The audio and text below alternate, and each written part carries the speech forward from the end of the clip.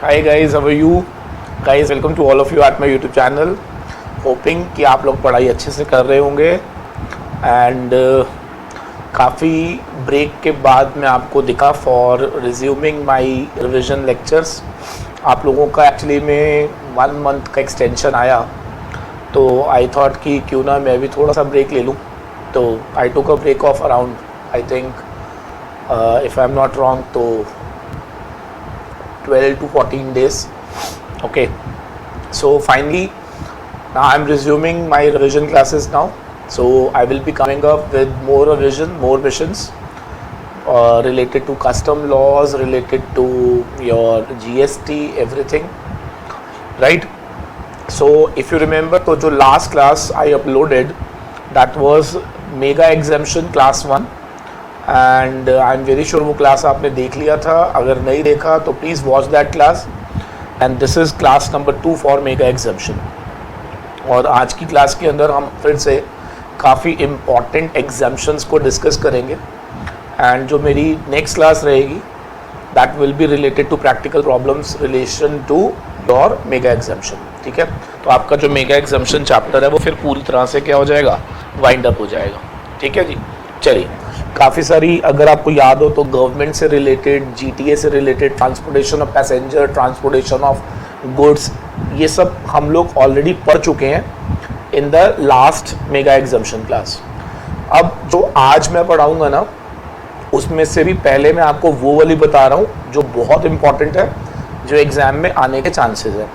और बाद में हम लोग एक रीडिंग की तरह कुछ एग्जाम्शंस को समझेंगे just for the sake of coverage. ठीक है, और उनको हम बहुत ज़्यादा इम्पॉर्टेंट नहीं मानते. बस हाँ, एक बात कंफर्म है कि एक बार रीड जरूर करा होना चाहिए, because we never know professional exam के अंदर कभी भी किसी भी लेवल पे कोई भी चीज़ पूछ ली जाती है. तो coverage should be 100%, but yes जो इम्पॉर्टेंट पोर्शन है उस पर हम लोग डेफिनेटली थोड़ा ज़्यादा काम करेंगे. ठीक है जी. चलिए स्टार्ट करते हैं. आज जो मैं सबसे पहले जो एग्जाम्शन आपको कराने जा रहा हूँ that is exemption entry number 77. Mark कर लीजिएगा, इट्स वेरी इंपॉर्टेंट. क्लियर है, वेरी वेरी इंपॉर्टेंट. ये क्या है, कहते हैं कोई भी सर्विसेज जब दी जाती है बाय अनइनकॉर्पोरेटेड बॉडी या फिर कोई नॉन प्रॉफिट एंटिटी. अब जब दिमाग में आता है कि सर ये किसकी बातें हो रही हैं, sir we are talking about RWA, resident welfare associations, we are talking about trade unions, we are talking about clubs.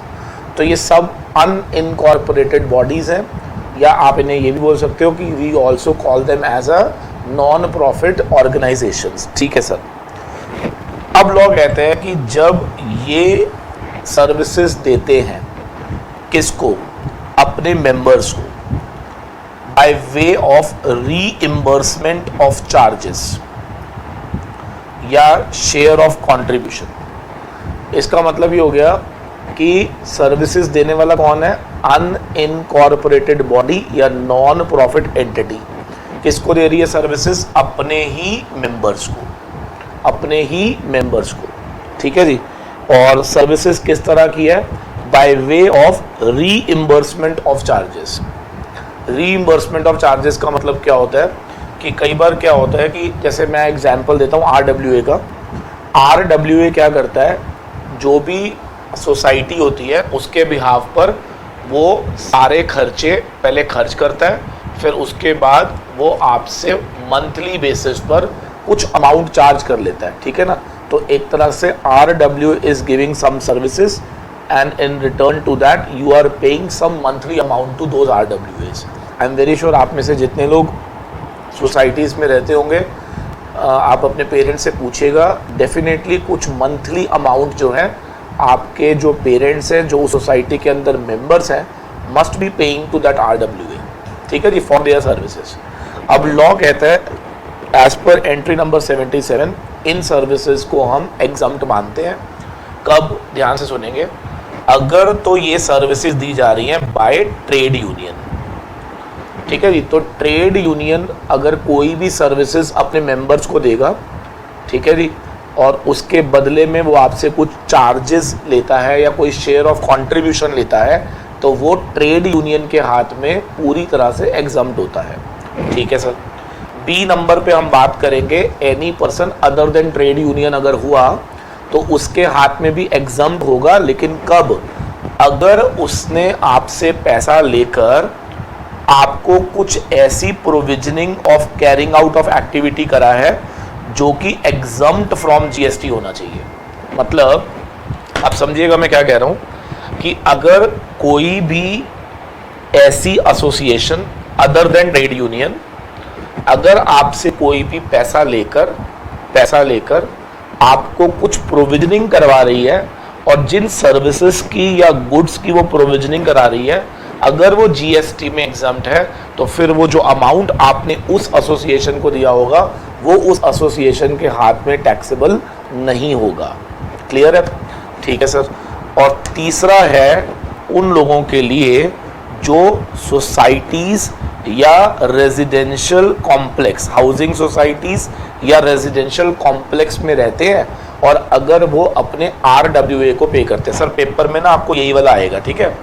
तो अगर आपने कोई भी अमाउंट आरडब्ल्यूए को दिया है, या इन अदर वे राउंड आप ऐसे कह सकते हो कि services given by RWA to its member shall be exempted, कितना अमाउंट कितना होगा? 7,500 7,500 रुपीज पर मंथ पर member for sourcing of goods और services from third person for common use of members in a housing society. तो अभी क्या होता है, जैसे मैं आपको बेस्ट एग्जांपल देता हूँ कि जैसे आरडब्ल्यूए ने सिक्योरिटी पर्पसेस के लिए 4 गार्ड हायर करे हुए हैं और उसके लिए उन्होंने किसी मैन पावर सिक्योरिटी सर्विसेज से सर्विसेज ली। ठीक है जी। तो उसका डेफिनेटली जो भी आरडब्ल्यूए बिल भरेगा, क्या उसके लिए वो आपसे चार्जेस तो लेगा ना?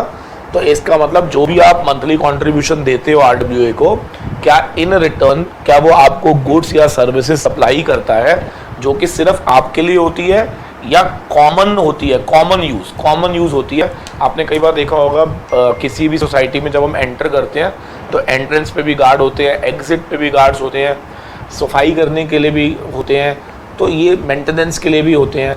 तो ये सारी जो वहाँ पर सर्विसेज आपको प्रोवाइड की जा रही है उसके लिए डेफिनेटली वो आपसे कुछ चार्ज करेगा। और ये सर्विसेज सिर्फ आपके लिए है या कॉमन है?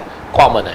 तो 7,500 तक पर मंथ पर मेंबर अगर वो चार्ज करेंगे तो वो एग्जम्प्ट है, लेकिन अगर 7,500 से ज़्यादा चार्ज करेंगे तो एक्सेस टैक्सेबल होगा। ध्यान रखना, मतलब इफ दे आर चार्जिंग 8,000 पर मंथ पर मेंबर तो 500 पर मंथ पर member will be taxable, up to 7,500 जो है वो एग्जम्प्ट रहेगा। प्लीज मार्क कर लीजिएगा, this is very very very important. ठीक है। और इस पर जब मैं इलस्ट्रेशन कराऊंगा आपको, डेफिनेटली मैंने कहा ना प्रैक्टिकल प्रॉब्लम कराऊंगा मैं, तो तब आपको लगेगा कि यस हमें ये पूरा समझ आ गया। तो आपको पहले समझना है फिर मैं क्वेश्चन कराऊंगा।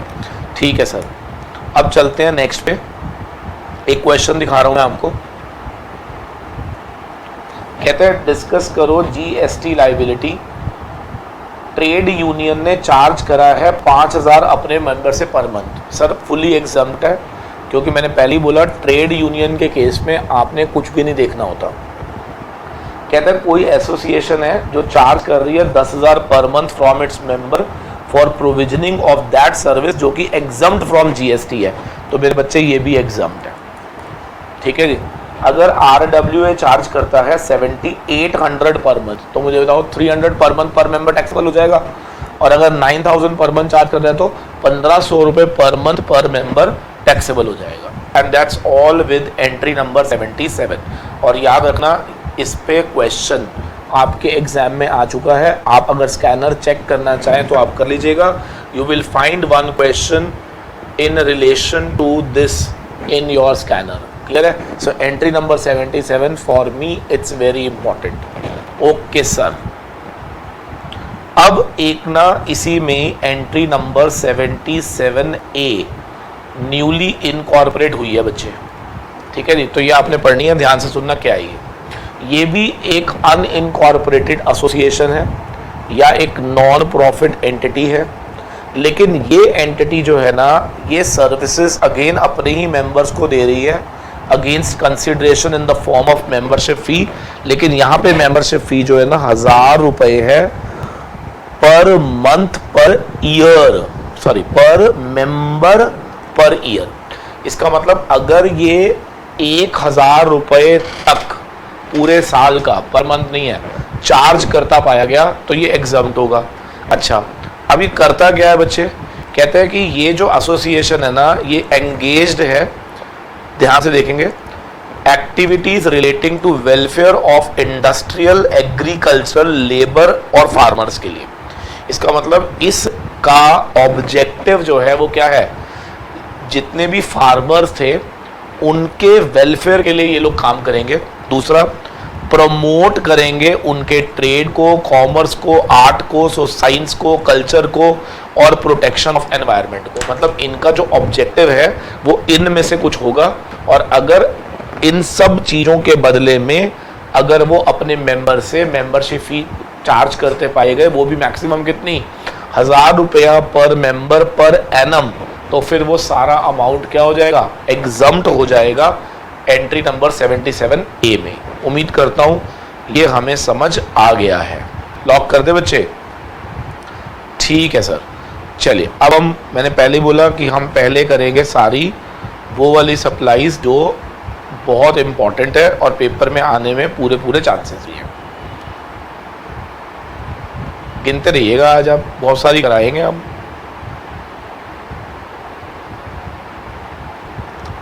चलिए अब आ जाओ मेरे बच्चे लीगल सर्विसेज पे।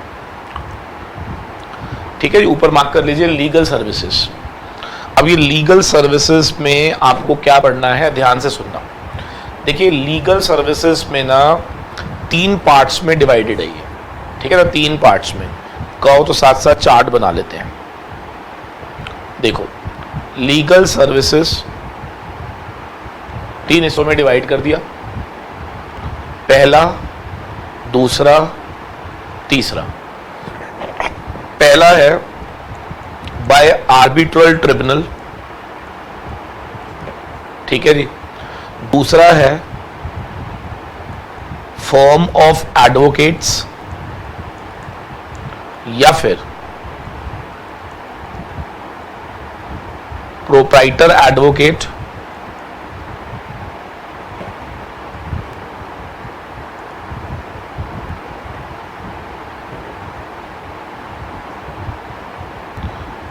अदर देन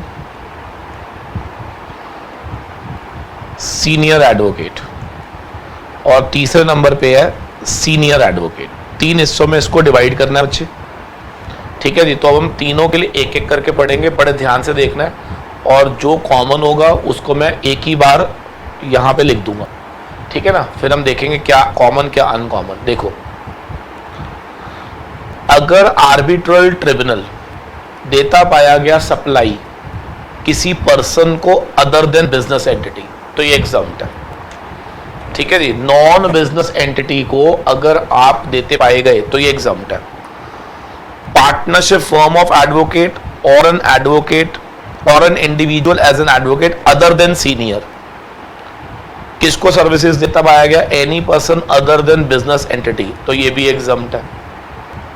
तो इसका मतलब किसी भी पर्सन को अदर देन बिजनेस एंटिटी पहले वाले में भी एग्जम्प्ट है, दूसरे में भी एग्जम्प्ट है। और अगर सीनियर एडवोकेट लीगल सर्विसेज देता पाया गया to any person other than business entity, तो ये भी एग्जम्प्ट है। इन शॉर्ट तीनों में एक चीज कॉमन हो गई, क्या? कि आप चाहे आर्बिट्रल ट्रिब्यूनल हो, चाहे आप फर्म ऑफ एडवोकेट हो, चाहे आप एडवोकेट अदर देन सीनियर हो, चाहे आप सीनियर एडवोकेट हो, आप कुछ भी हो, अगर आप किसी ऐसे व्यक्ति को सर्विसेज दे रहे हो जो अदर देन बिजनेस एंटिटी है, तो फिर उस केस में ये एग्जम्प्ट होती है, ठीक है सर। लेकिन अगर आप किसी बिजनेस एंटिटी को दे रहे हो, अब मैं जो बोलूंगा तीनों के लिए कॉमन है फिर से, अगर आप किसी बिजनेस एंटिटी को दे रहे हो और अगर वो बिजनेस एंटिटी जो है नॉट सब्जेक्ट टू रजिस्ट्रेशन है, यानी कि अभी वो रजिस्ट्रेशन से एग्जम्प्टेड है, तो फिर उस केस में भी हम आपसे ये सर्विसेज को जीएसटी से एग्जम्प्ट रखेंगे। मैं रिपीट कर रहा हूँ, नॉन बिजनेस को अगर आप दे रहे हो तो एग्जम्प्ट है ही है, बिजनेस एंटिटी को दे रहे हो तो भी एग्जम्प्ट हो जाएगी, प्रोवाइडेड वो बिजनेस एंटिटी जो थी वो एग्जम्प्टेड थी फ्रॉम गेटिंग रजिस्ट्रेशन। इसका मतलब मैं मान के चल रहा हूं कि उसका टर्नओवर जो था वो स्पेसिफाइड लिमिट अभी तक क्रॉस नहीं हुआ था। ठीक है जी। अब ये देखो, ये तीनों के लिए ही नॉर्मल है, तीनों में कॉमन है, ध्यान से देख लीजिएगा। Business entity with an aggregate turnover up to such amount in the preceding financial year as it make eligible for exemption। मतलब बिजनेस एंटिटी जिसका aggregate turnover up to such amount है जिससे वो अभी भी एलिजिबल है किसके लिए, फॉर एग्जम्पशन फ्रॉम रजिस्ट्रेशन। ठीक है सर, मतलब आप समझ लो ना, अभी तक वो टैक्सेबल पर्सन नहीं बनी। ठीक है ना, टैक्सेबल पर्सन कौन होता है, जो लाइबल टू रजिस्टर्ड है। तो आप कह सकते हो कि यहाँ पर we are talking about a person business तो कर रहा है बट स्टिल वो टैक्सेबल नहीं है। ठीक है जी, ठीक है सर। यहाँ पर भी सेम है और यहाँ पर भी सेम है, तो इसका मतलब 2 पॉइंट क्या तीनों के लिए सेम है। ठीक है, अब तीसरा देखो, अगर ये तीनों में से कोई भी सर्विसेज देता पाया गया, किसको, central government, state government, union territory, local authority, governmental authority, government entity, तीनों के लिए, इसका मतलब आर्बिट्रल ट्रिब्यूनल अगर, या एडवोकेट या फर्म ऑफ एडवोकेट या सीनियर एडवोकेट अगर सर्विसेज देते पाए गए, किसको, CG, SG, UT, local authority, governmental authority, government. तो आपने एक चीज नोटिस करी यार, आपको नहीं लग रहा कि सर ये तो आप सेम ही पढ़ा रहे हो, तो आप 3-3 अलग अलग करके क्यों पढ़ा रहे हो, आप ऐसे ही बोल देते नंबर 1, नंबर 2, नंबर 3। नंबर 1 पे कौन है, नॉन बिजनेस। नंबर 2 पे कौन है business but exempted from registration. और नंबर 3 पे कौन है, central government, state government, union territory, इस तरह से governmental authority, government entity like this. तो सब तीनों में तो कॉमन ही है। आ जाओ अब चेक करते हैं अनकॉमन क्या है। तो इसमें तो 3 ही थे, हो गए। सीनियर में 3 थे, हो गए। और फर्म ऑफ एडवोकेट्स या अदर देन सीनियर के लिए, अब आप समझो इसमें क्या है, 3 तो कर लिए हमने, काट दो इसको। अब इसमें एक एक्स्ट्रा है बस, और वो क्या है बताओ, legal services to an advocate या partnership firm of advocate providing legal services. ये एक एक्स्ट्रा है, वो क्या है कि अगर एक एडवोकेट दूसरे एडवोकेट को सर्विसेज देता पाया गया तो भी एग्जम्प्ट है, लेकिन याद रखना सीनियर एडवोकेट अगर किसी एडवोकेट को देगा तो वो एग्जम्प्ट नहीं होगी, क्योंकि उसके लिए यहां पर तीसरे नंबर पे हमने नहीं पढ़ा। अच्छा, तो सर 1 पॉइंट एक्स्ट्रा है इनके लिए। तो जितने भी ऐसे एडवोकेट हैं जिन्हें अभी तक सीनियर एडवोकेट का टाइटल नहीं मिला है, या फर्म ऑफ एडवोकेट्स अगर सर्विसेज देते हैं इसको किसी दूसरे एडवोकेट को या फिर पार्टनरशिप फर्म ऑफ एडवोकेट को, तो वो भी एग्जम्प्ट रहेगा, ये ध्यान रखना है। That's all. क्लियर हो गया या नहीं? तो सिर्फ बी क्लॉज के अंदर एक एक्स्ट्रा पॉइंट है, रेस्ट 3 सब में थे, बी में 4 है, तो बस ध्यान रखना है। ठीक है सर, बहुत बढ़िया। तो लीगल सर्विसेज अपनी हो गई खत्म। ठीक है सर, तो मैंने 2 सर्विसेज आपको कंप्लीट करा दी। I am very sure clear है ये सर। अब मैं आपको जो कराने जा रहा हूँ वो है एजुकेशन से रिलेटेड। ठीक है जी, मार्क कर लीजिएगा, वेरी इंपॉर्टेंट। ठीक है जी, ऐसे करते करते हम लोग आज जो है सारी इंपॉर्टेंट मेगा एग्जाम्शंस को हम पहले वाइंड अप करेंगे, और उसके बाद वी विल चेक कि कौन सी मेगा एग्जाम्शन ऐसी है जो हमारी बच जाएंगी, जो कि बहुत ज़्यादा इंपॉर्टेंट नहीं है, बट यस एक बारी ओवरव्यू में सबका करा दूंगा आज। ठीक है जी, ठीक। अब ध्यान से देखना सबने, services provided by an educational institution to its students, faculty members और स्टाफ मेंबर्स। कोई भी एजुकेशनल इंस्टीट्यूशन अगर सर्विसेज देता पाया गया, किसको, अपने स्टूडेंट्स को, अपने फैकल्टी मेंबर्स को, अपने स्टाफ मेंबर्स को, ध्यान रखना यहां लिख देना एनी टाइप ऑफ सर्विस, वो एग्जम्प्ट होती है। एग्जाम्पल मैं आपको दे देता हूं। अगर मैं कहूं कि एक स्कूल के अंदर अपने स्टाफ मेंबर्स को या फैकल्टी मेंबर्स को उन्होंने स्टे के लिए सर्विसेज दिया है कि ओके फाइन, आपको हम लोग अपने स्कूल के अंदर कुछ स्टेइंग फैसिलिटीज प्रोवाइड करेंगे जो आपको 500 रुपये महीने में मिल जाएगी। तो again this is staying facility given by educational institution to their staff member, to their faculty member, definitely exempt. ठीक है, अब कोई एजुकेशनल इंस्टीट्यूशन अपने बच्चों को क्या डेफिनेटली सर्विसेज दे रहा है related to education, related to transportation, related to, मतलब जो भी दे रहा होगा, क्या वो सारी एग्जाम्प्ट हो जाएंगी? ठीक है सर। नंबर 2, बाय एन एजुकेशन, पहले भी क्या था? बाय एन एजुकेशनल इंस्टीट्यूशन, और अभी भी क्या है? By an educational institution by the way of conduct of entrance examination against consideration in the form of entrance fee. देखिए, आपने देखा होगा कि बहुत सारे एजुकेशनल इंस्टीट्यूशंस के अंदर एंट्रेंस एग्जाम्स होते हैं और उन एंट्रेंस एग्जाम्स के लिए they charge some entrance fees, तो वो भी क्या है? एग्जम्प्ट है।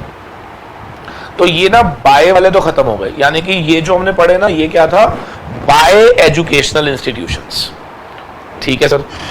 अब हम बात करेंगे टू एजुकेशनल इंस्टीट्यूशंस। इसका मतलब अगर आप दे रहे थे वो तो एग्जम्प्ट है, लेकिन अगर एजुकेशनल इंस्टीट्यूशंस को भी कोई दे रहा होगा तो वो भी एग्जम्प्ट हो जाएगा। Example, transportation of schools of students, faculty and staff members. क्या मतलब है? देखो सर, स्कूल ले लेते हैं, सलमान स्कूल या डीपीएस ले लो। अब मान लो ये अपने स्टूडेंट्स को ट्रांसपोर्टेशन सर्विसेज दे रहा है, और ये ट्रांसपोर्टेशन सर्विसेज दे रहा है अपने स्टूडेंट्स को भी, फैकल्टी मेंबर्स को भी, स्टाफ मेंबर्स को भी।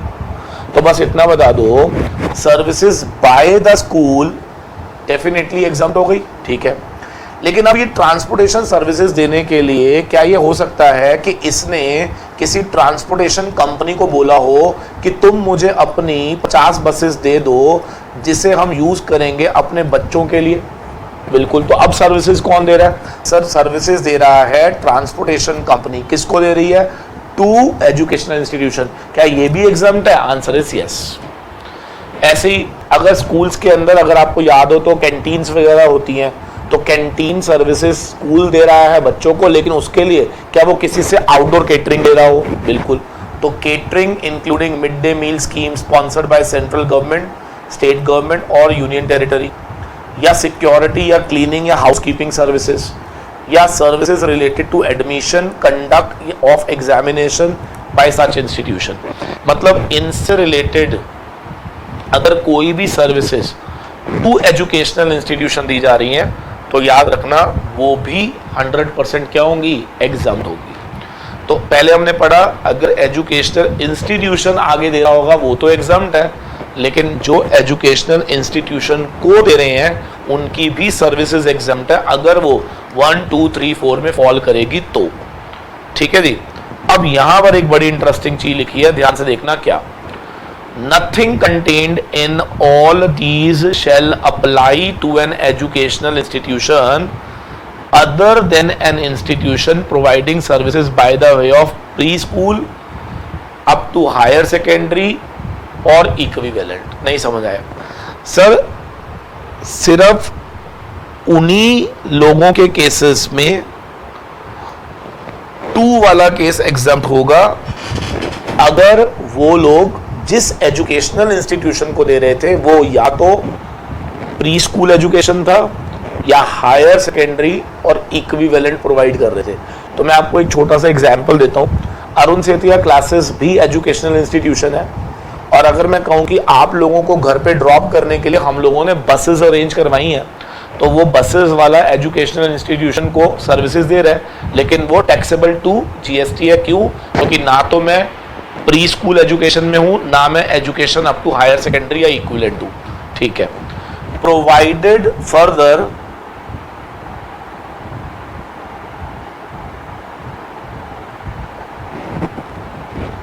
एक ध्यान से देखेंगे जरा, एक पॉइंट ध्यान से पढ़ना जरा। आपने एक पॉइंट मिस हो गया इसके अंदर ना। अच्छा, वो मिस नहीं हुआ, नीचे दिया हुआ है। एक बार पहले 5th पॉइंट भी पढ़ लो आप। Supply of online educational journal और periodicals.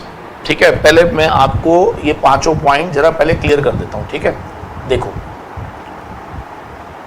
To an educational institution by way of 1 2 3, ये तो समझ आ गया आप। ठीक है, अगर कोई व्यक्ति किसी भी एजुकेशनल इंस्टीट्यूशन को ट्रांसपोर्टेशन या फिर मिड डे मील या फिर केटरिंग हो सकता है, इसको बोल सकते हैं, या फिर सिक्योरिटी या फिर क्लीनिंग, इस तरह की सर्विसेज दे रहा है, तो ये एग्जाम्ड होंगी 1 2 3, ये 1 2 3 एग्जाम्ड होगी। ठीक है, लेकिन ये 1 2 3 एग्जाम्ड कब होगी, ध्यान रखना, जब 1 2 3 एग्जाम्ड कब होगी, जब आप लोग या तो प्री स्कूल या फिर up to higher secondary school तक कर रहे हो। तो यहां तक तो क्लियर हो गया। ठीक है, लेकिन फोर्थ पॉइंट कहता है कि अगर कोई सर्विसेज देता है to educational institution relating to admission या conduct of examination by such institution. अब ये क्या है, ये थोड़ा सा मैं आपको पहले प्रैक्टिकली समझाता हूं। फोर्थ पॉइंट पहले समझ लीजिए। देखिए, ICSI, ICAI, ICMI, मुझे बस इतना बता दीजिए, ये जितने भी हमारे प्रोफेशनल इंस्टीट्यूशन हैं, क्या ये कंडक्ट ऑफ एग्जामिनेशन के लिए, कंडक्ट ऑफ एग्जामिनेशन के लिए क्या स्कूलों से जगहें मांगते हैं? क्योंकि आपके एग्जाम्स कहां पे होते हैं, स्कूल्स में। ठीक है, अब आप मुझे बस आराम से सोच के बताना, क्या ये भी एजुकेशनल इंस्टीट्यूशंस है? ठीक है, और अब हम क्या कह रहे हैं, अगर इन्हें कोई सर्विसेज देता पाया गया, किससे related, admission, conduct of examination by such institutions, तो अब लॉ कहता है कि यहां पर जो फोर्थ नंबर का इंस्टीट्यूशन है ना, वो जरूरी नहीं है प्री स्कूल होगा, या वो जरूरी नहीं है हायर सेकेंडरी होगा, ये कोई भी हो सकता है। यहां पे कोई भी हो सकता है का मतलब यहां पे आपका ICAI, ICSI सब हो सकते हैं। ठीक है ना। तो मेरा क्वेश्चन है, मैं आपको एक सिचुएशन देता हूं। अगर मैं कहूं कि एक सपोज करो किसी पर्सन के पास बहुत बड़ी जगह है, बहुत बड़ा हॉल है, और उसने ICSI को बोला कि आप अपना सेंटर मेरे पास डाल सकते हैं। सुनते रहिएगा, अब ये पर्सन सर्विसेज दे रहा है टू ICSI, किस लिए, for conduct of examination, for conduct of examination. ठीक है जी, तो लॉ क्या कह रहा है, इसके लिए जो भी अमाउंट ये पर्सन चार्ज करेगा फ्रॉम ICSI, उस पर GST नहीं लगेगा। ठीक है जी। अच्छा, मैं रिपीट कर रहा हूं, फोर्थ पॉइंट के लिए जरूरी नहीं है कि वो प्री स्कूल या अप टू हायर सेकेंडरी होना चाहिए, वो कोई भी हो सकता है। ठीक है जी, ये ध्यान रखना है आपने। ठीक है सर, तो इसीलिए ध्यान से पढ़ेंगे, provided that nothing contained in सब आइटम 1 2 3, इन 3 की बात हो रही थी, shall apply to an educational institution other than preschool education up to higher secondary or equivalent। लेकिन अगर हम 1 2 3 को छोड़ दें, फोर्थ वाला जो था, क्या वो किसी भी एजुकेशनल इंस्टीट्यूशन के लिए क्या वो अलाउड था? I hope so clear. ठीक है सर। अब ऐसे ही ना, पहले फिफ्थ पॉइंट पढ़ेंगे, उसका प्रोवाइजो ऊपर दिया हुआ है, जबकि फिफ्थ पहले होना चाहिए था, तो पहले फिफ्थ पॉइंट पढ़ लीजिए, supply of online educational journal और पीरियोडिकल्स। देखिए, आज क्या होता है, बहुत सारे ऐसे लोग हैं जो इन एजुकेशनल इंस्टीट्यूशंस को ऑनलाइन एजुकेशनल जर्नल और पीरियोडिकल सप्लाई करते हैं। ठीक है ना। तो लॉ क्या कह रहा है, ये भी सब क्या होंगे, एग्जम्प्ट होंगे, लेकिन provided that nothing contained in सब item 5 shall apply to an institution providing services by the way of preschool education या education up to this, या फिर education as a part of approved vocational education courses। Please समझ लीजिए क्या कह रहा है वो। सब आइटम 5 जो है, यानी कि supply of online educational journal या पीरियोडिकल्स का बेनिफिट, जो एग्जम्पशन बेनिफिट है, वो नहीं मिलेगा। कब? अगर वो संस्था इनमें से कोई अगर हुई तो।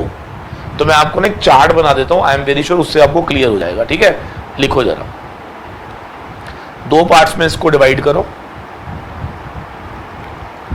एक में लिखो सर्विसेज बाय और एक में लिखना सर्विसेज टू। ठीक है ना? ठीक है सर। जब आप लिखोगे ना services by educational institutions, 2 part में डिवाइड कर देना, students, faculty member, staff member. ठीक है जी। या फिर entrance fee for conduct of entrance examination. तो ये जितना भी पैसा इनके पास जाएगा ये फुली एग्जम्प्ट होगा। डन। अब आ जाते हैं सर्विसेज टू एजुकेशनल इंस्टीट्यूशंस। आप एक काम ही कर लो,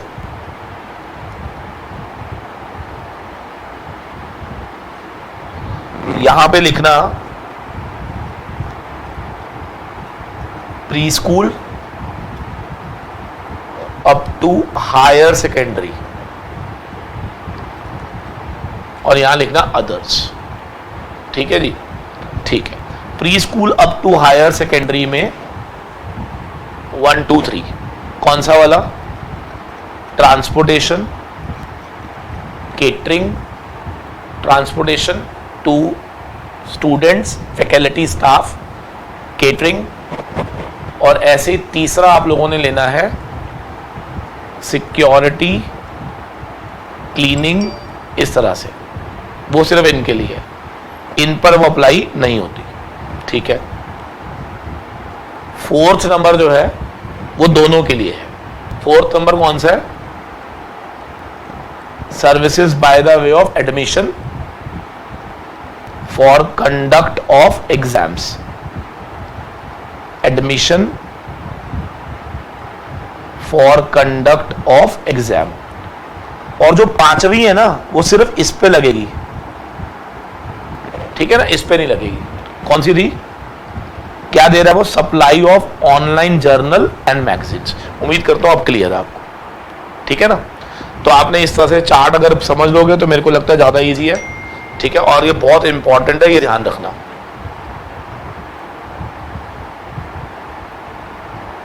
बोलो मेरे बच्चे। ठीक है जी, ठीक है सर, समझ आ गया सर हमें। ठीक है, ये चार्ट प्लीज कॉपी कर लीजिएगा। आई एम वेरी श्योर फिर आपको ये बिल्कुल क्लियर हो जाएगा। चलिए, तो अब हमने 3 सर्विसेज कर ली। एक अनइनकॉर्पोरेटेड एसोसिएशंस जिसमें RWs आ गए थे, दूसरा लीगल सर्विसेज, तीसरा एजुकेशनल इंस्टीट्यूशन सर्विसेज। अब इसमें ना एक और है, वो भी पढ़ लेते हैं। Entry number 69, national skill development corporation setup by government of India. अगर मैं आपको सिंप्लीफाइड वे में समझाऊं ना तो ये पता क्या था? NSDC एक्चुअली में ना गवर्नमेंट ने ना कुछ ऐसी संस्थाएं बनाई हुई हैं जिसके अंदर दे आर ट्राइंग कि इंडिया के अंदर स्किल डेवलपमेंट बहुत हाई लेवल पे हो जाए। तो उसके लिए इन्होंने NSDC बनाया। NSDC के अंदर इन्होंने नीचे छोटे छोटे सेक्टर स्किल काउंसिल बना दिए। अब सेक्टर स्किल काउंसिल कौन है? जिनको काम दे दिया गया कि आपको पर्टिकुलर इंडस्ट्री या पर्टिकुलर सेक्टर की ही स्किल पे काम करना है, और इन्होंने अपने नीचे पार्टनर बना लिए। ठीक है जी।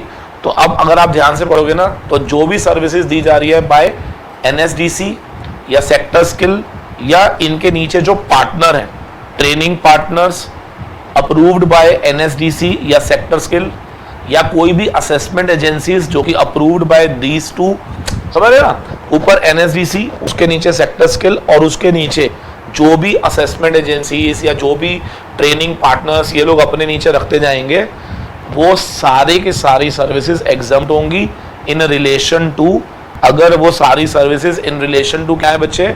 National skill development programmes which are implemented by this, या वोकेशनल स्किल डेवलपमेंट कोर्स या any other scheme implemented by national skill development corporation. In short, government ने इन तरह की स्कीम्स को पूरी तरह से जीएसटी से एग्जाम्प्ट रखा हुआ है। हालांकि they charge very nominal amount but it is not subject to GST. ठीक है सर, तो हमारा एजुकेशनल भी हो गया कंप्लीट।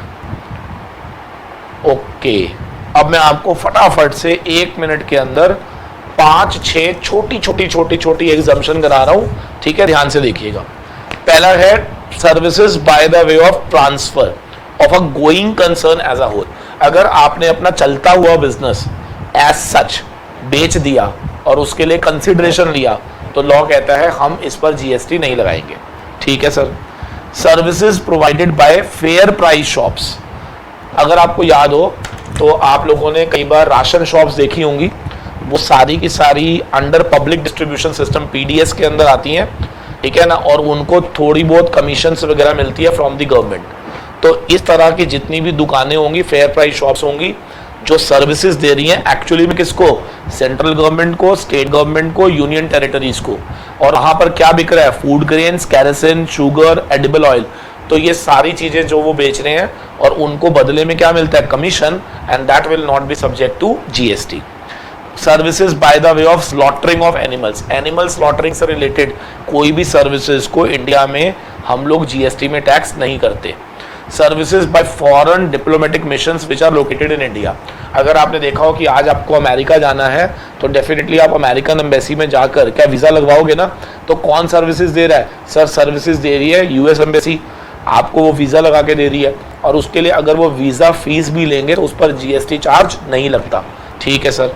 इसके अलावा है services by specified organisation in respect of religious pilgrimage facilitated by the government of India under bilateral agreements. देखिए आज ना क्या होता है कि अगर हम उत्तराखंड की बात करें तो उसके अंदर एक कुमाऊं मंडल एक स्पेसिफाइड ऑर्गेनाइजेशन है, हज कमेटी बनाई गई है हज वगैरह के लिए। ये सारी जो स्पेसिफाइड एसोसिएशंस है ना, ये रिलीजियस पिलग्रिमेज को फैसिलिटेट करने में हेल्प करती हैं, तो बदले में इनको कुछ पेमेंट्स दी जाती हैं, but that is not subject to GST. ठीक है सर। फिर उसके बाद है any services provided by central government, state government, union territory by the way of deputing officers. मैं आपको याद कराता हूँ ये क्या है। देखिए अगर आपको याद हो तो हमने कस्टम में पढ़ा था कि आपको अपना सामान अनलोड छुट्टी वाले दिन नहीं करना होता और ना ही आपको आफ्टर वर्किंग आवर करना होता है, but if you are doing so you have to pay merchant overtime fee. बस इतना याद रखिएगा कि मर्चेंट ओवरटाइम फी जब आप पे करोगे ना तो उस पर जीएसटी चार्ज नहीं होगा, ये बस वो कह रहा है। ठीक है ना। तो any services provided by central, state, union territory by the way of deputing officers after office hours या ऑन हॉलीडेज, जिसके लिए वो मर्चेंट ओवरटाइम चार्ज करते हैं, but that will not be subject to GST. ठीक है सर। ठीक है सर, बहुत बढ़िया सर, ये तो जल्दी जल्दी हो गई, छोटी छोटी सी थी। और एक लास्ट है services provided bye RTI. Sir अगर आप आज राइट टू इंफॉर्मेशन एक्ट के तहत अगर कोई भी आरटीआई लगाते हो तो आपसे फीस तो ली जाती है, but they do not charge GST on that amount. Clear है? ठीक है सर, बहुत बढ़िया।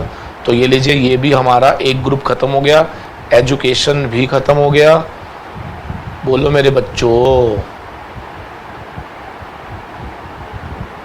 लाइव परफॉर्मेंस पढ़ते हैं, चलो लाइव परफॉर्मेंस। ठीक है, ये लाइव परफॉर्मेंस। अब ये क्या होता है? देखिए इंडिया में ना हम लोग फोक और क्लासिकल आर्ट को प्रमोट करना चाहते हैं, तो अब गवर्नमेंट क्या कहती है कि अगर कोई भी सर्विसेज दी जा रही है बाय एन आर्टिस्ट, कोई अगर आर्टिस्ट है लेकिन अगर वो परफॉर्मेंस दे रहा है इन फोक या क्लासिकल आर्ट के अंदर, भले वो म्यूजिक हो, डांस हो या थिएटर हो, उस पर जीएसटी चार्ज नहीं करेंगे। ठीक है।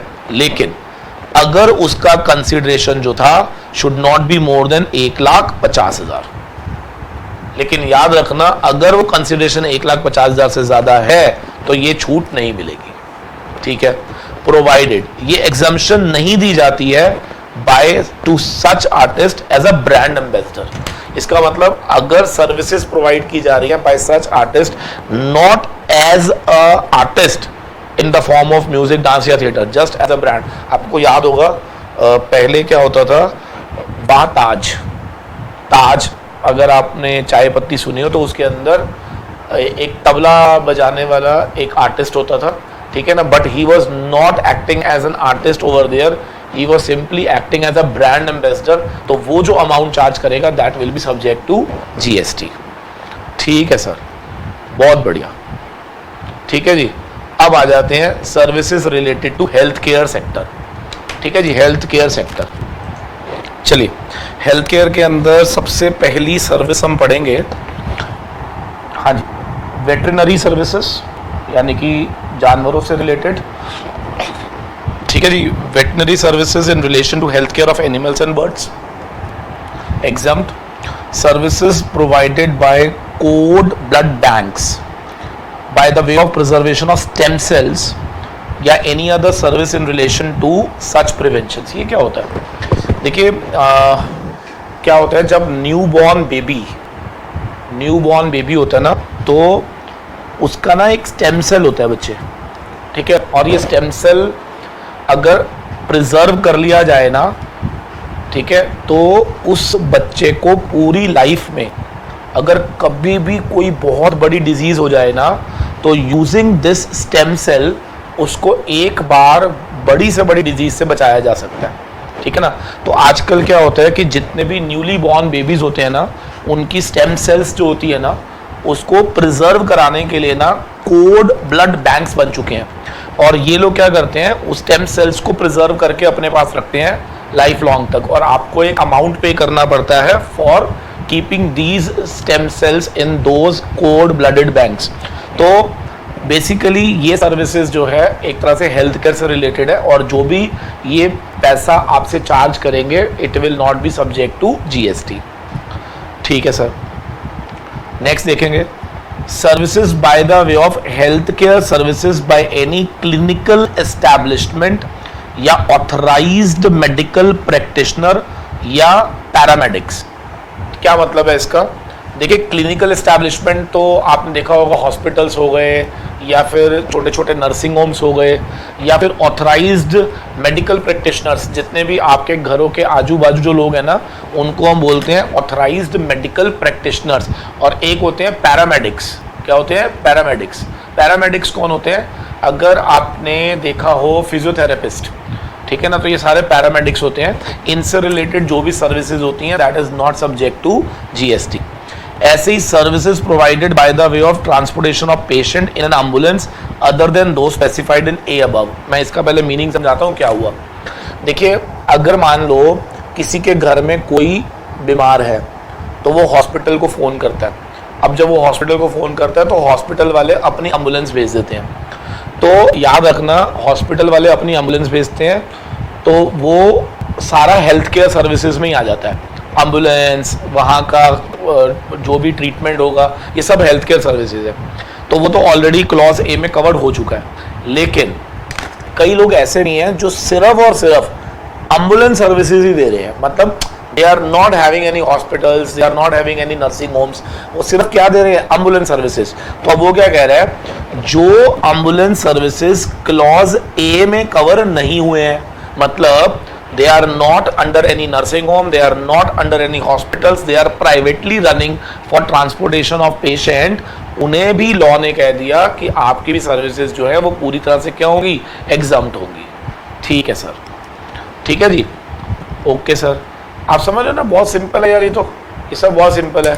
अगर मैं इसको सिंप्लीफाइड में बोलूँ, हॉस्पिटल, नर्सिंग होम, जितने भी डॉक्टर्स हैं, प्रैक्टिशनर्स हैं, फिजियोथेरेपिस्ट हैं, या फिर जो भी डॉक्टर्स हैं related to your animals, birds, या फिर कोई transportation of passenger through passenger कह रहा हूँ, पेशेंट थ्रू एम्बुलेंसेज, ये सारी सर्विसेज क्या हैं? हेल्थ केयर सर्विसेज हैं। या फिर cord blood bank services which is for preservation of stem cells. तो ये सारी services are fully exempted from GST. ठीक है सर। इसके अलावा है रिहैबिलिटेशन एंड प्रोफेशनल सर्विसेज, मतलब कुछ रिहैबिलिटेशन प्रोफेशनल्स होते हैं। अब रिहैबिलिटेशन का मतलब क्या होता है? देखिए, कुछ ना लोग डिसेबल्ड होते हैं, उनके अंदर स्किल डेवलप करने के लिए उनको रिहैबिलिटेट कराया जाता है। इस तरह के जितने भी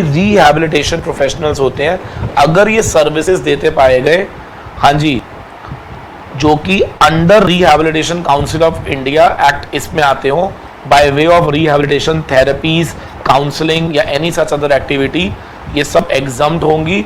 किसको? अगर ये किसको दे रहे हैं? किसी मेडिकल एस्टैब्लिशमेंट, एजुकेशनल इंस्टीट्यूशन या rehabilitation centres established by central, state government etcetera. ठीक है जी, not very important, just for reading से आपने पढ़ना है इसको। ठीक है सर। और ऐसे ही बचे services provided by operator of common bio medical waste treatment. क्या मतलब है?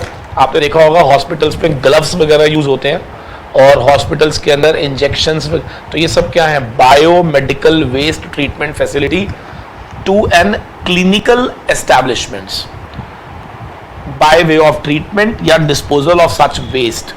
समझ रहे हैं? जितने भी हॉस्पिटल्स हैं ना, इन लोगों ने ऐसे लोगों की सर्विसेज ली हुई हैं कि जितने भी हमारे बायो वेस्ट होते हैं, बायो मेडिकल वेस्ट होते हैं, उनको वो डिस्पोज ऑफ करते हैं या फिर उनका ट्रीटमेंट करते हैं। तो इस तरह की सर्विसेज जो है वो भी क्या होती है? एग्जम्प्ट होती है।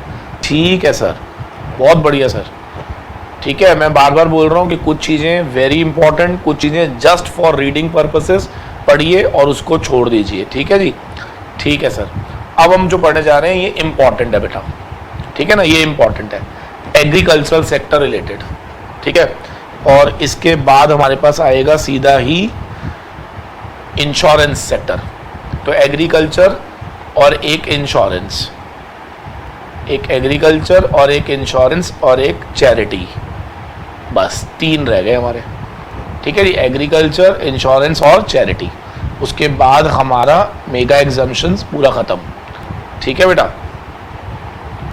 ठीक है सर। अब पहले आप देख लीजिए एग्रीकल्चर को, बड़े आराम से देखना। Services by the way of fumigation, pest control in warehouse of agriculture produce. जहां पर एग्रीकल्चर प्रोड्यूस रखा जाता है, उस वेयर हाउस को फ्यूमिगेट करने के लिए, उसका पेस्ट कंट्रोल करने के लिए अगर कोई सर्विसेज देगा तो वो एग्जम्प्ट है। Done done done done. Entry number 54 देखेंगे, services related to cultivation of plant. ठीक है जी, कल्टीवेशन ऑफ प्लांट, या फिर rearing of all forms of animals except rearing of horses. Horses को छोड़कर किसी भी एनिमल की रियरिंग क्यों करी जा रही है? या तो फूड के लिए, फाइबर्स के लिए, फ्यूल के लिए, रॉ मटेरियल के लिए, और अदर सिमिलर प्रोडक्ट और agriculture produce by way of agricultural operation directly related to production of an agriculture produce including cultivation, harvesting, threshing, plant protecting and testing. मैं रिपीट करूंगा, ध्यान से, पहले आराम से देखना कैसे पढ़ना है हमें। Services relating to cultivation of plant, बस यहीं रुक जाओ। ठीक है जी, कल्टीवेशन ऑफ प्लांट, ठीक है, या rearing of all form of animals except horse rearing. याद रखना, हॉर्स का जो रियरिंग होता है ना, वो अगर आप कर रहे हो उसको ब्रीडिंग के लिए या उसको बड़ा करने के लिए, तो वो चार्जेबल होता है। ठीक है, इसके अलावा किसी भी फॉर्म्स ऑफ एनिमल की रियरिंग जो होती है, इस तरह की जो सर्विसेज होती है वो एग्जम्प्ट होती हैं अगर इन सब का जो पर्पस है वो क्या है? फूड। मतलब प्लांट कल्टीवेशन या रियरिंग ऑफ एनिमल्स किस लिए किया जा रहा है? या तो फूड के लिए, या फाइबर्स के लिए, या फ्यूल के लिए, या रॉ मटेरियल के लिए, या सिमिलर प्रोडक्ट, या फिर एग्रीकल्चरल प्रोड्यूस के लिए। ठीक है जी, बाय वे ऑफ। अब यहां पे एक्टिविटीज लिखी हुई हैं जो इन सब के अंदर कवर होती हैं। Number 1, agricultural operation directly related to production of agriculture produce including cultivation, harvesting, threshing, plant protection और testing, supply of farm labour,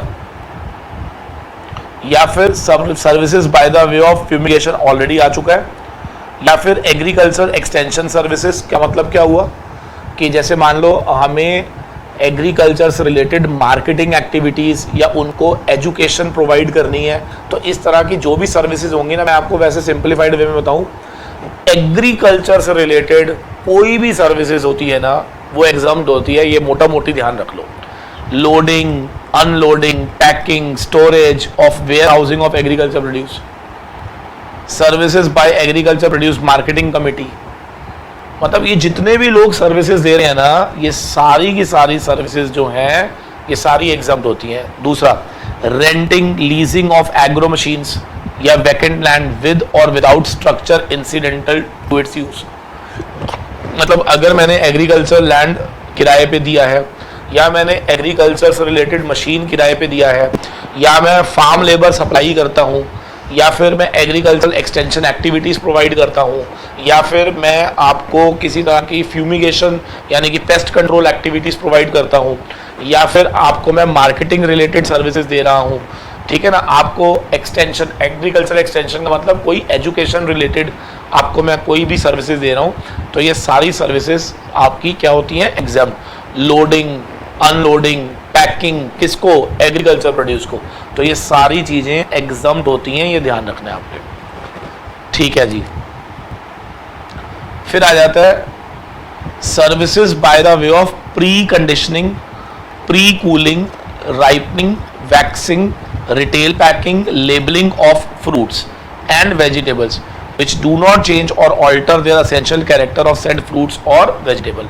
sir आपने कई बार देखा होगा कि फ्रूट जो होता है, कई बार मान लो कच्चा फ्रूट हमने पेड़ों से तोड़ा, लेकिन वो मार्केट तक जब लाया जाता है तो उसको उस फॉर्म में नहीं लाया जाता जिस फॉर्म में वो तोड़ा जा रहा है, तो वो क्या करते हैं, कुछ प्रोसेस करी जाती है उन पर।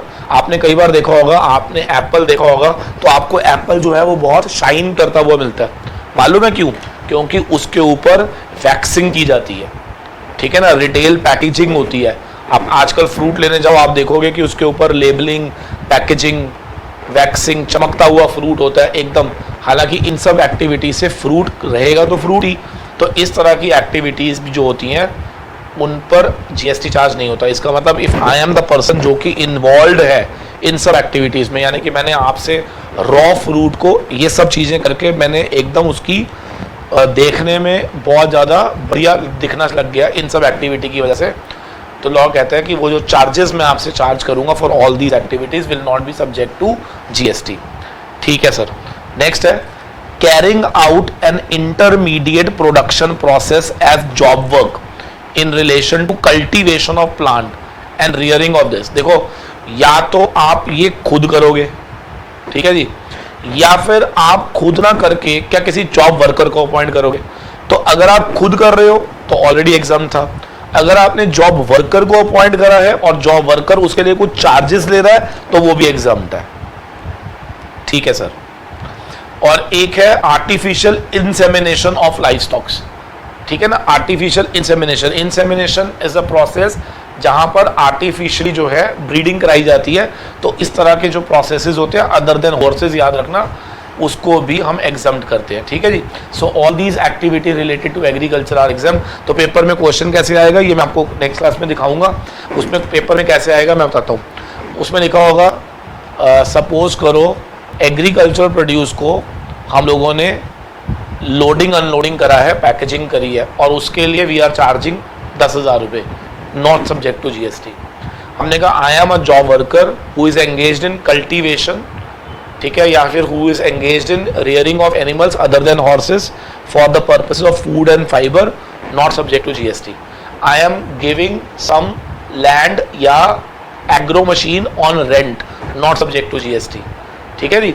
इस तरह, या I am the person who is supplying farm labours. Suppose आपको फार्म लेबर्स चाहिए और आप मेरे पास आए कि सर आप हमारे को 20 फार्म लेबर्स दे दो, कि मैंने कहा दे दूंगा, उसके लिए आई विल चार्ज 10,000 रुपीज़, तो it will not be subject to GST, ठीक है सर, बहुत बढ़िया सर। अब आ जाते हैं हम अपने इंश्योरेंस सेक्टर की ओर, ठीक है जी। So now what we are left with only two, one is insurance, one is charitable, and उसके बाद हमारा एग्जाम्पशंस फिनिश, ठीक है जी। चलिए स्टार्ट करते हैं इंश्योरेंस सेक्टर। हाँ जी बेटा, देखो इसमें क्या लिखा है, ठीक है, services of life insurance business. अच्छा पहले मुझे एक बात बताओ, आप लोगों ने एक वैल्यूएशन का चैप्टर पढ़ा था इफ़ यू रिमेंबर, तो उसमें मैंने आपको कराया था रूल 32, जिसमें अगर आपको याद हो तो लाइफ इंश्योरेंस सर्विसेज टैक्सेबल होती हैं और उसकी वैल्यूएशन सीखी थी आपने। और आज मैं बढ़ा रहा हूँ कि इंश्योरेंस जो है वो एग्जाम्प्ट है। तो सर वैल्यूएशन में फिर आपने वैल्यू क्यों निकालनी सिखाई थी जब ये एग्जाम्प्ट है? तो बहुत बढ़िया क्वेश्चन है।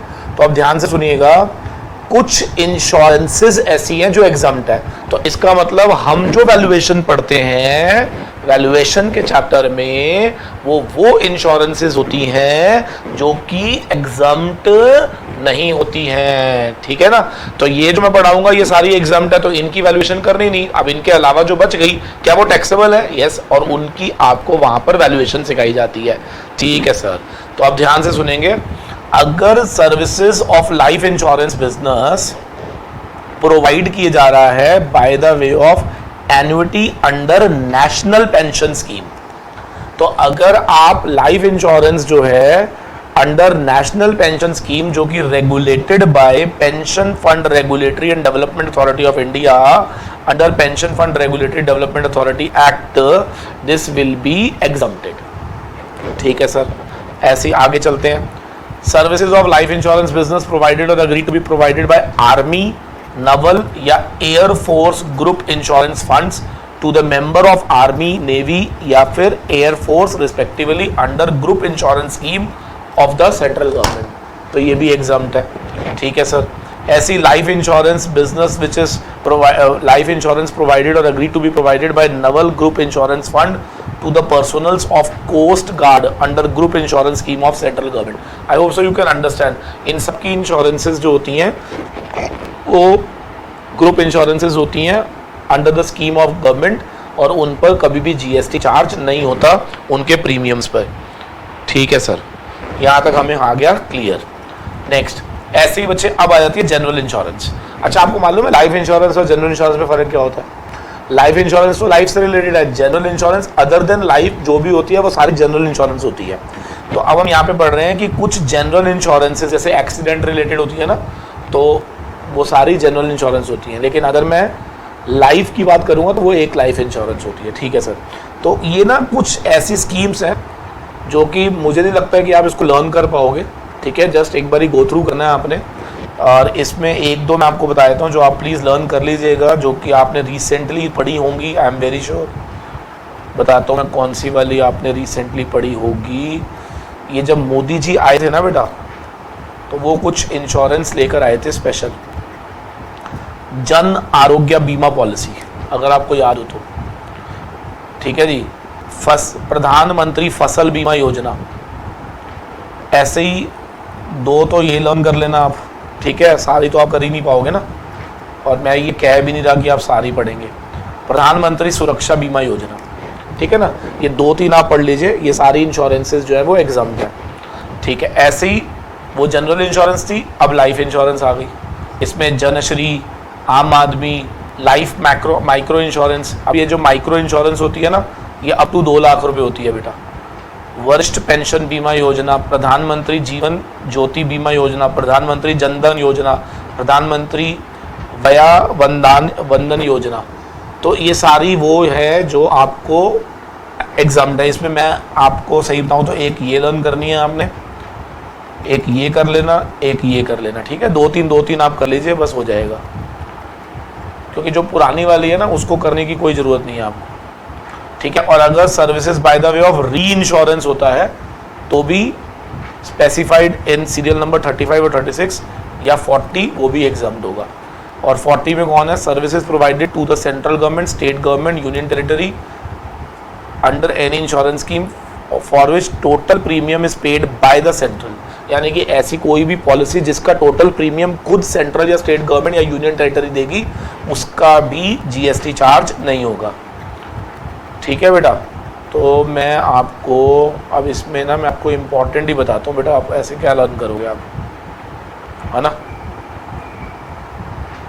बस अब इतनी ही कर लेना बेटा, है ना। ये सब एक्चुअली में ना लास्ट मोमेंट पे आपसे रिकॉल तो होनी नहीं है, एक बार ही बस रीडिंग कर लेना। वैसे मैंने जो इम्पोर्टेंट है वो मैंने करा दी हैं, ठीक है। एक बार ही बस इसको आपने ओवरव्यू करना है। अब आ जाओ चैरिटेबल एंटिटी से related, services by an entity registered under section 12AA। 12AA you understand ना, जितने भी चैरिटेबल रिलीजियस संस्थाएं होती है ना, ठीक है, जो 12AA में रजिस्टर्ड हैं, उनके द्वारा कोई भी सर्विसेज एग्जम्प्ट होती है, ठीक है।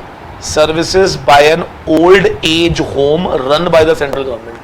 आजकल सेंट्रल गवर्नमेंट ने ना ओल्ड एज होम्स बना रखे हैं, जिसके अंदर वो जितने भी रेजिडेंट्स हैं जिनकी उम्र 60 वर्ष या उससे अधिक है, या फिर मेंटेन्ड बाय चैरिटेबल संस्थाएं, ठीक है, अगेंस्ट कंसिडरेशन अप टू 25,000 पर मंथ पर मेंबर। मतलब दे चार्ज दिस अमाउंट, और उसके बाद वो उनका सारा खर्चा जो कि बोर्डिंग, लॉजिंग, मेंटेनेंस, सारा कुछ, खाना पीना सब करते हैं। तो इस तरह की जो ओल्ड एज होम फैसिलिटीज़ है, जो कि या तो बाय द गवर्नमेंट या by entity registered under section 12AA दी जाती है, उन्हें हम एग्जम्प्ट मानते हैं। ठीक है सर, अब आ जाओ बस लास्ट, स्टार्टअप। ये क्या है बेटा, अगर ना आपने कोई नया स्टार्टअप खोला है, इसको बोलते हैं इनक्यूबेटी। इनक्यूबेटी कौन होते हैं? जो ऐसे एंटरप्रेन्योर्स होते हैं जो कहाँ पर अपना बिजनेस स्टार्ट करेंगे, इसको लिख लीजिएगा, premises of science and technology enterprise park, STEP बोलते हैं इसको। तो अगर आप इनक्यूबेटी हैं, इनक्यूबेटी मतलब एन एंटरप्रेन्योर जो STEP में जाकर अपना बिजनेस स्टार्ट कर रहा है, और अगर उसकी टर्नओवर 50 लाख से अधिक नहीं होनी चाहिए, तो उस इनक्यूबेटी की जो सर्विसेज होंगी वो एग्जम्प्ट होती हैं। लेकिन ध्यान रखना, ये एग्जम्पशन सिर्फ कितने साल के लिए है? 3 साल के लिए, from date of entering into an agreement as incubatee. इसका मतलब जब वो इनक्यूबेटी बनता है तो उसके 3 साल तक अगर उसकी टोटल टर्नओवर 50 लाख क्रॉस नहीं करी तो उसकी सर्विसेज जो हैं वो एग्जम्प्ट मानी जाती हैं। And that's all. उम्मीद करता हूँ आज हमने काफ़ी सारी एग्जम्पशंस कवर अप कर ली हैं। इसको जस्ट एक बार ही आपने गो थ्रू करना है मेरे बच्चे, ठीक है। 2-3 मैंने इसमें जो मेरे को नहीं लग रहा था इम्पॉर्टेंट आपके लिए from examination point of view, वो मैंने आपको कहा आप मत करिए, ठीक है जी। ठीक है सर, ठीक है सर। और ये सारी जो है ना बुक में ऑलरेडी है, तो आपने वहाँ से एक बार चेक कर लेना, ठीक है जी। चलिए, thank you very much, God bless you all. और कहोगे तो मैं इसके नोट्स जो है ना डिस्क्रिप्शन में लगा देता हूँ, है ना, लगा देता हूँ, तभी आपको ठीक रहेगा, ठीक है। चलिए, अब 3rd क्लास में प्रैक्टिकल क्वेश्चन कराऊंगा, बट उससे पहले आपने क्लास 1 भी अच्छे से रिवाइज कर लेना, ताकि जब मैं प्रैक्टिकल क्वेश्चन कराऊँ तो आपको पूरा समझ भी आए, ठीक है।